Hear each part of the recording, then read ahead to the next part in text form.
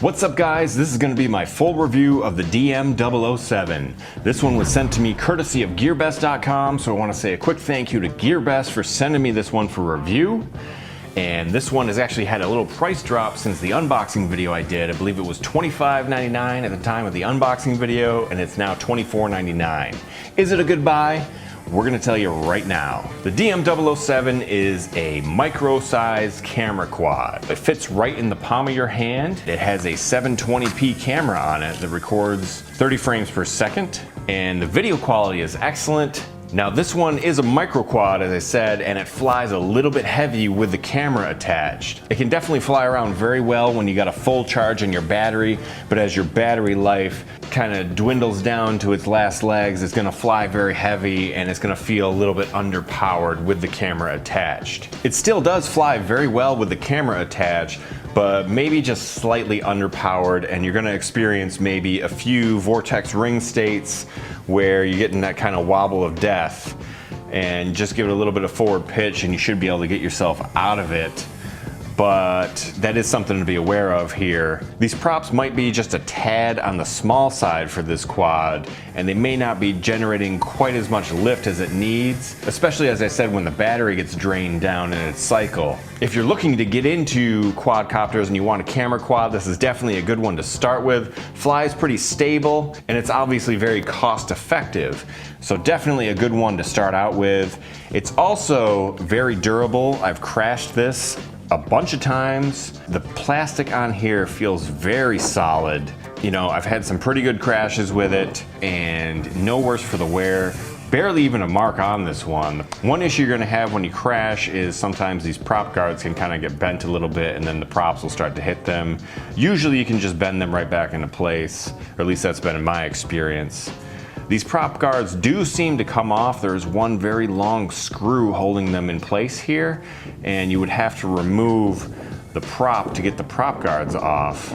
I did remove the screw, and the screw is extremely long, and I started to toy around with removing the prop guards, but I was a little bit worried that the screw was so long that without the prop guards attached, it was just gonna be kind of sticking out of here, and kind of thought better of it and didn't end up taking them off. But I believe they are removable because I've seen some pictures of them online without the prop guards on. You could always just kind of cut them off. Now, as you can see here, I have the camera removed and definitely flown this around quite a bit without the camera, and I've also popped the landing legs off. Just put them back on for the sake of this review video. And personally, that's the way I enjoy flying this one. Take the camera off, take the legs off, and it gets very sporty. And that's kind of how I like to fly, is sporty, kind of like to whip it around, do some funnels, do some flips. This one gets very acrobatic with the camera detached. It's pretty acrobatic with the camera, but once you take the camera off, it's even more acrobatic. It does really tight flips and really tight rolls. And the rolls, this might be my favorite quad to roll. This one will do barrel rolls, and even if you're going on a pretty good clip forward, you can hit the forward flip or the backward flip button and it'll do the flip and kind of keep going. So definitely very acrobatic. I highly recommend at least trying it with the camera off. Definitely can get some good video with the camera, and that's gonna appeal to a lot of people, but to the sport flyers out there, when you detach the camera, this one definitely flies very nice. This one does have two rates on it, you know, a low and a high rate. It is indicated by an H and an L on the transmitter, and that's gonna be this button in the upper left. That's fairly standard for these transmitters. And haven't flown it too much in the low mode, usually fly it in the high mode, and the high mode is definitely adequate for, you know, a light wind or something like that. But I have flown this in some fairly windy conditions, and it can kind of fight the wind, but definitely wouldn't recommend flying this one in an overly windy day. But the high rate is definitely adequate for your average flying day. You're gonna be able to fly it around real sporty, have a lot of fun. It can kind of do a funnel, but it's not a super tight funnel. And the yaw rate on this one is a tad on the slow side, but not a huge deal. Definitely adequate for a camera quad, and definitely fast enough to fly it around sporty. It kind of has the Cylon look from Battlestar Galactica. You know, you can kind of see the light thing shimmering back and forth here when it's in flight. And it has a little one here that kind of goes blue and red in the back. So that helps you a little bit with orientation. Orientation may be a little bit difficult for beginners on this one because it's all black. all black props in the front and the back. So the only way you can kind of tell orientation for a beginner is the LEDs in the back. It's got a little bit of red in it. In the front, it just kind of goes back and forth blue. Not a huge deal with orientation, but something that beginners may struggle with. Now, as far as range goes on this one, haven't flown it too far away from me. I have flown it fairly high up in the air above the tree line behind my house, and I did start to lose a little bit of connection, and the quad would just kind of drop, but then it would regain connection. So you're not gonna get a ton of range out of this one, but not a huge deal because this one's very tiny and you're gonna kind of lose orientation once you get this one a decent length away from you. So I don't think range is an issue per se with this one. On one instance, I was flying this in my backyard and I noticed that I was being circled by a bunch of large birds.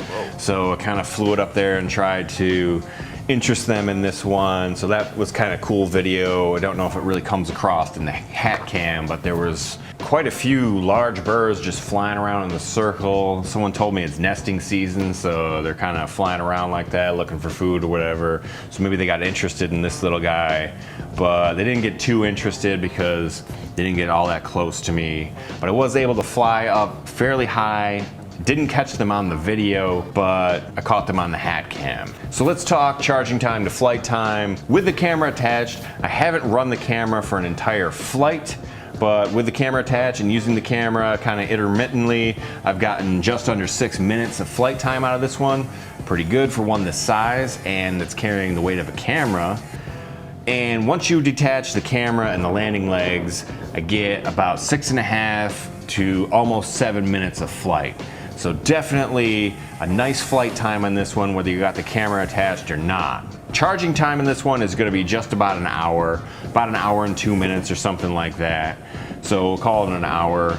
The battery on this one is a 400 milliamp hour, 7.4 volt battery. While we're on the subject of the battery here, the battery compartment is a little bit difficult to stuff in there, especially when you got the camera attached to the door, because then you got your cable from the camera that needs to attach to the bottom of the quad. So I would suggest detaching the cable from the camera so you can open the door a little bit more and kind of finagle the battery in there. There's no on-off switch on this one, so you have to connect the battery and then, you know, kind of set it down to level itself. And then once it levels itself and you bind it to the transmitter, you kind of go back and stuff the wires inside the quadcopter. Not really a huge issue, but just kind of a little annoyance. Would have been nice to get an on-off switch on this one. The only other real issue I've had with it is it doesn't seem to have any sort of LVC warning, or at least not that I can see or been able to figure out. So you kind of got to go by when you can feel the quad losing power to judge when your battery's about to go. Overall, I think this one's a great flyer, and for the price of 25 bucks, you can't really go wrong with it. Definitely pretty durable little guy, does not feel like cheap plastic at all. Feels like there's quite a bit of heft to this one, so I don't think you need to worry about any sort of durability issues with this, except for maybe the props. The props are pretty bendable, and I could see how they could probably break pretty easily, so that's why I kind of decided to leave these prop guards on. So that's all I'm gonna have with the DM007, courtesy of Gearbest.com. It's a sporty little camera quad, only about 25 bucks. Highly recommend picking this one up. And if you like this video, please give me a thumbs up. If I missed anything, or if you have any questions, hit me up in the comments below. I thank you guys for watching. Please subscribe to my channel. Gonna be having more quads in for review, maybe having some other types of videos, maybe some vlogs and stuff like that. Let me know if you're interested in that. Thanks again for watching. I'll see you guys in the next video. Happy flying, everybody.